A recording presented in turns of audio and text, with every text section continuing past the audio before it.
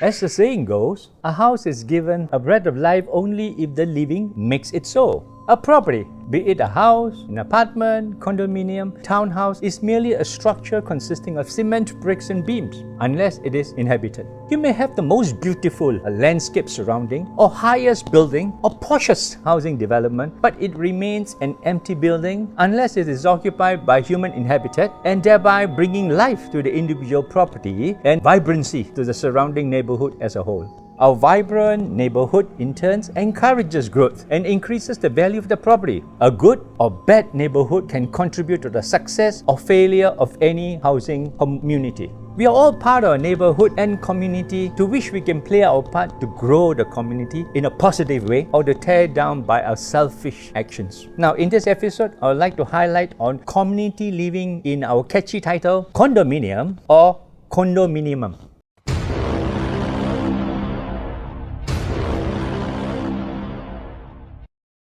There are many reasons why people make their home in condominium. Some do it because the children has grown up and move out and their homes are now too large.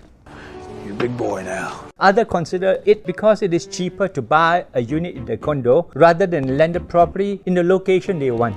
The sharing of maintenance and repair responsibility may also appeal to the people who have limited time or are not interested in such chores, as well as those who want recreational facilities at their doorsteps. Thus, when you buy a condo, you are buying into certain lifestyle, complete with requisite facilities and services such as security, cleaning in common areas, swimming pools, multi-purpose hall, playground for children, and courts for racket games. The word condominium comes from a Latin word con, which means together, and dominium, meaning property.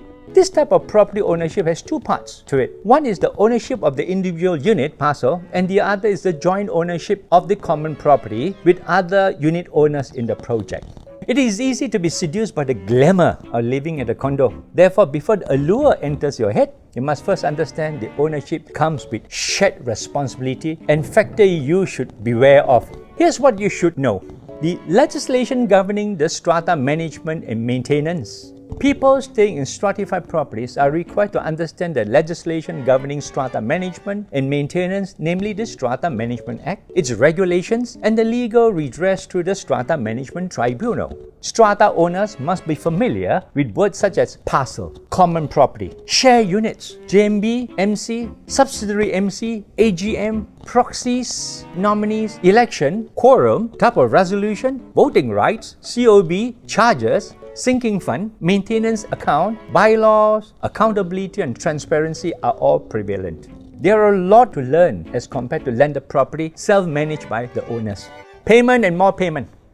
As the owner of one of the units in the project, you are required to pay a monthly service charge to cover the cost of maintenance and the management of the common area, as well as sinking fund contribution to future capital expenditure, collectively referred to as charges. Now, these charges will increase over time as a result of inflation and other aspects beyond your control. Many of the common facilities and services such as lift, swimming pool, landscaped garden, water features, and even security services are expensive to maintain. Many first-time condo buyers usually give little thoughts to how these charges are derived or who makes the decision about what work gets done.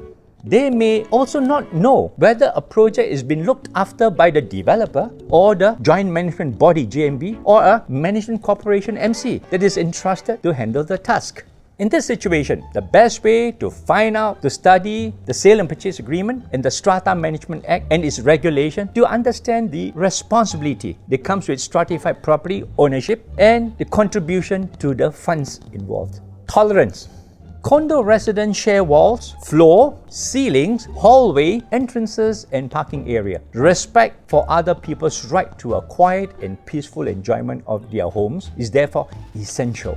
As a resident, your neighbors will appreciate and hopefully reciprocate your efforts to turn down the volume of your TV, close your door quietly, and limit your vacuuming to reasonable hours. Inconsiderate residents ruin the lives of those around them. But at the same time, you will need to have some degree of tolerance. For example, you will have to accept the presence of noisy, boisterous children. Community rules.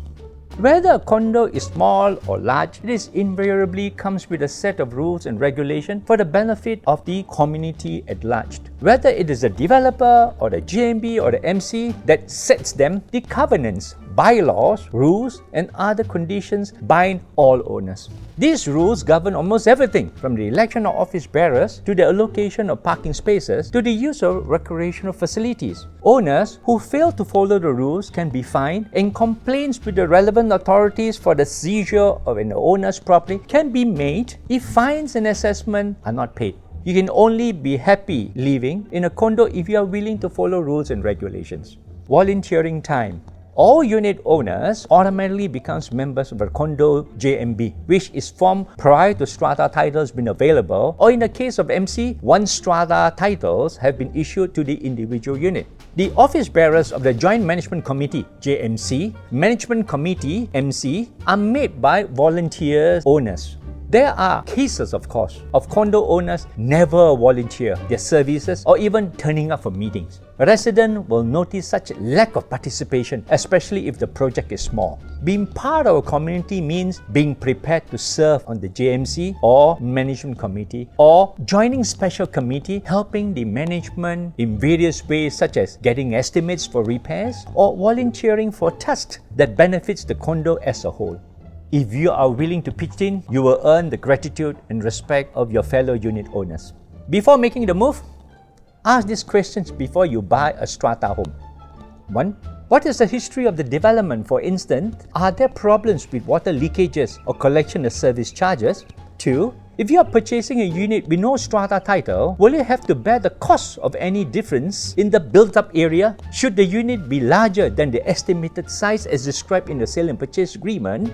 3. Ask for a certificate of amount payable in respect of the unit that you are interested in. The management body is duty bound by law under the Strata Management Act to provide you with such a certificate within 21 days of your return request. 4th, what is the current financial status of the condo's JMB and MC? Ask for a copy of your year-end financial statement, the current budget, and the evidence of adequate insurance coverage. However, this is usually easier said than done. As such, financial statements are considered highly confidential. Hence, you will have to be persistent. 5th, does the common property appear to be well maintained and managed? 6th, how many units in the building does the developer own? If the developer owns a large number, it may continue to dominate the JMC-MC. 7th, if there is vacant land around the condo, will some new projects take shape there in the future? 8. Have you heard of infighting or power struggle within the management team? 9. Has the amenities been properly managed and maintained? 10. Has there been cases of embezzlement and unaccounted depletion of sinking funds?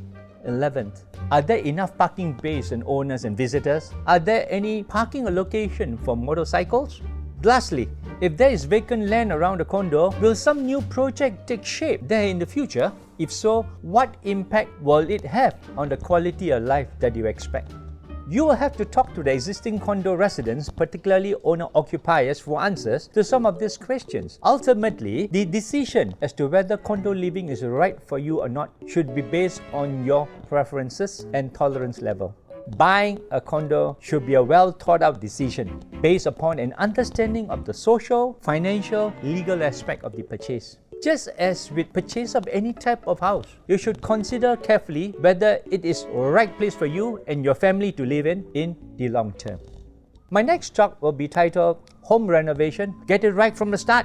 Oftentimes, when embarking on a home renovation, house owners will only take things like interior design, budget, and contractors into consideration. Unknown to many, there are some groundworks involved, including obtaining a permit or approval from the local authorities, as well as educating oneself on building rules and compliance. Let me enlighten you and offer you some tips on renovation in the next episode.